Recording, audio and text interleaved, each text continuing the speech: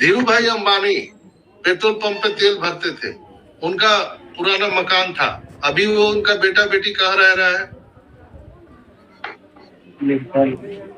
गौतम अडानी गुजरात के रहने वाले हैं, उनके पुश्तैनी लोग कहाँ रहते थे, अब वो कहाँ पर हैं और कैसा मकान है उनका? सही तो बोल रही है सर। आप मेरे मैं जो बोलना चाह रहा हूँ, आप जो भी मकान बनाए हैं, जैसा भी है, आपका झोपड़ी है, महल है, कुछ भी है, आपको वो स्थान छोड़ना पड़ेगा। रिकॉर्ड कर लीजिए, बात को नोट कर लीजिए, वो जगह आपको छोड़ना पड़ेगा, इसलिए कि वो इन्वायरमेंट में हम लोग नहीं रह सकते। सर फाउंडर का सब एक फाउंडर लोगों का एक कॉलोनी होना चाहिए, नहीं क्या? एक सोसाइटी में रहेंगे, और इसके लिए बहुत पहले सर ने कह दिया है कि हम दुबई में एक फाउंडर सोसाइटी भी बना रहे हैं, उसका भी निर्माण शुरू है। आप सबको पता है कि दुबई गवर्नमेंट ने तैरता हुआ शहर का निर्माण शुरू कर दिया है। तैरता हुआ जहाज हम लोग सुने थे, लेकिन तैरता हुआ शहर का निर्माण हो रहा है, जहां पे कोई भी व्हीकल नहीं चलेगी और दुनिया की तमाम सुविधा वहां पर होगा, सब सुविधा होगा। आप सोएंगे यहाँ पर और जगेंगे कहीं और देश में जाकर के, कहीं और जगह पर, यानी समुद्र पर तैरता हुआ शहर। तो वहां पर बहुत सारे इंफ्रास्ट्रक्चर हो रहे हैं फाउंडर्स के लिए, जो लोग वहां रहना चाहेंगे उनके लिए वो निर्माण हो रहा है। दूसरा बात, 2030 के बाद हम लोग मनुष्य अमरत्व को प्राप्त हो जाएगा, तो कौन लोग अमर होंगे? जिनके पास माल होगा, पैसा होगा। तो धरती पर सबसे ज्यादा पैसा किसके पास होगा? फाउंडर के पास होगा, तो मरेंगे ही नहीं।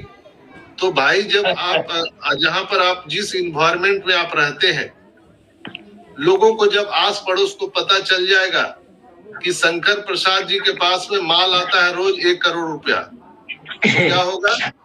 उस इलाके के जितने भी सरगना हैं, जितने भी उग्रवाद हैं, जितने भी गुंडे हैं, लुटेरे हैं, सब एक गोल बंद होकर के इनको उठा लेंगे और ले जाएंगे किडनैप करके, और प्रतिदिन इनसे 1-1 करोड़ रुपया लेते रहेंगे। उनको मालूम है कि इनके ये सोना के अंडा देने वाली मुर्गी है, इनका पूरा फैमिली को उठा लो।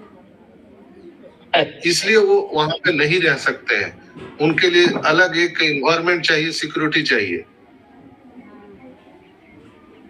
इसलिए आज गौतम अडानी नहीं रह सकता है हर जगह, धीरू भाई अंबानी का परिवार नहीं रह सकता है हर जगह। प्रधानमंत्री का मकान जहां बनना है उसके वहीं पर वो रह सकते हैं। ऐसा नहीं है कि प्रधानमंत्री का आवास कहीं खेत में बना देगा और वहां सिक्योरिटी लगा देगा, नहीं हो सकता है। उसके लिए परिवेश होना जरूरी है, माहौल होना जरूरी है, तो इंफ्रास्ट्रक्चर होना जरूरी है।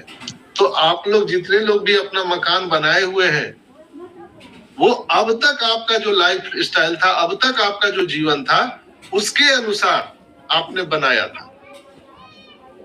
लेकिन अब जो आपकी और हमारी जीवन शुरू होने वाली है, उसके लिए हम और आप वहां पर सरवाइव नहीं कर पाएंगे, अलग हो नहीं पड़े। इसलिए कि डिविडेंड टैक्स में सब हम लोग आने वाले हैं। डिविडेंड टैक्स जो पे करता है उसको भारत सरकार जेड प्लस सुरक्षा प्रदान करती है। उसका मतलब थोड़ा समझाइए हमको, डिविडेंड सर।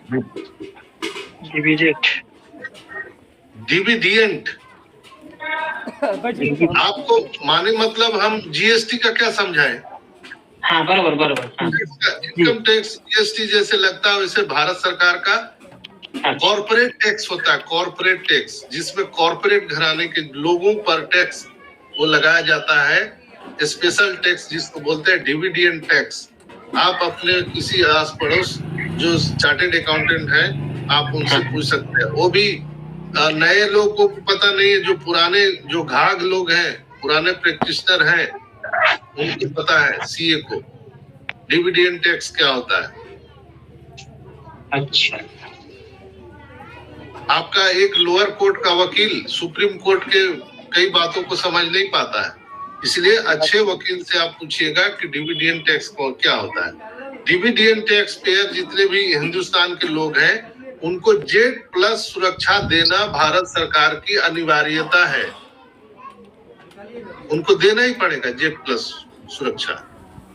तो जेड प्लस सुरक्षा आपके घर में तो लगाएगा नहीं, उसके लिए आपको उस जगह पे रहना पड़ेगा। ऐसी जगह पर आपके आसपास में एयरपोर्ट होना जरूरी है, इसलिए कि आपके बच्चे भी जहां पढ़ने जाएंगे या आप कहीं पर जाएंगे तो तुरंत आपके आस पड़ोस में एयरपोर्ट होना जरूरी है, वहां पर इंफ्रास्ट्रक्चर होना जरूरी है, माहौल होना चाहिए उस तरह का, नहीं तो आप सरवाइव नहीं कर पाएंगे। जैसे हम लोग V2 में